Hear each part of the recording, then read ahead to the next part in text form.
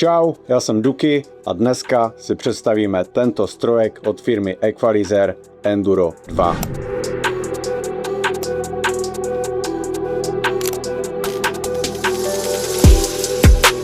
Přijde vám to takto, balení obsahuje strojek, 2 baterky, nabíjecí krabičku, konec, kdyby někdo chtěl tetovat s kabelem, kostku a USB-C kabel a gumky. Firma Quadron mi poskytla tento strojek a už ho mám nějakou dobu.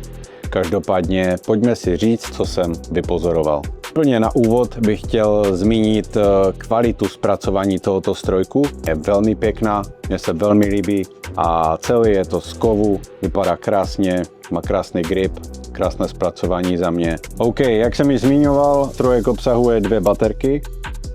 Baví mě na té baterce, že má takto displej. Na tom displeji ukazuje výdrž baterky, voltáž, celkovou výdrž, kolik ještě vydrží nabita. Takže to je za mě super.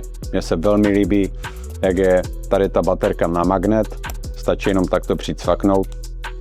Nabíjení na USB-C. Voltáž jde nastavit od 4 V do 12 V.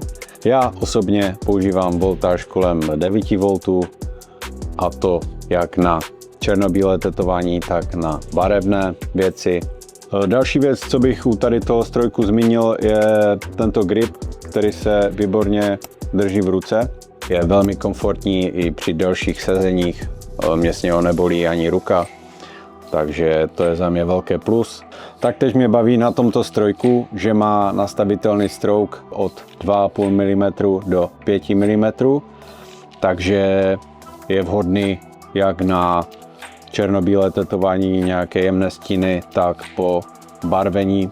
Já hodně barvím, takže používám stroke kolem 4.1, 4.2. A další věc, co bych chtěl určitě o tomto strojku zmínit, je jeho váha. Není úplně nejlehčí, což jsem bral ze začátku jako nevýhodu. Každopádně po pár projektech jsem zjistil, že je to vlastně, že mi to sedí. Vlastně tím, že je ten strojek těžší, tak mám s ním mnohem větší stabilitu, co se týče linek. Takže když dělám nějaké prostě pěkné čisté linky, tak beru to jako obrovskou výhodu. Dále bych vyzdvihnul určitě to, že je ten strojek silný, takže krásně napíchá barvu do kůže a když si ho chci zjemnit, tak si přepnu na 3,5 stroke a dokážu s ním udělat krásný jemný grey wash. Další věc, co by vás mohlo zajímat, je kompatibilita s ostatními kartridžema. Já osobně používám značku Quadron. Každopádně je kompatibilní s většinou kartridžů. Po motorové stránce přijde mi, že má krásně hladký chod. Je docela tichý ten strojek. Samozřejmě čím větší voltáž, tím je trošku hlučnější. Já pracuji od těch 8 do 9 V a tam je krásně tichý. A ani ty vibrace nejsou tak výrazné. OK, takže na závěr tu máme teda plusy a minusy. Jediný minus pro někoho by mohla mít ta váha určitě. Někdo by to nemusel brát jako benefit. Každopádně mi to sedí.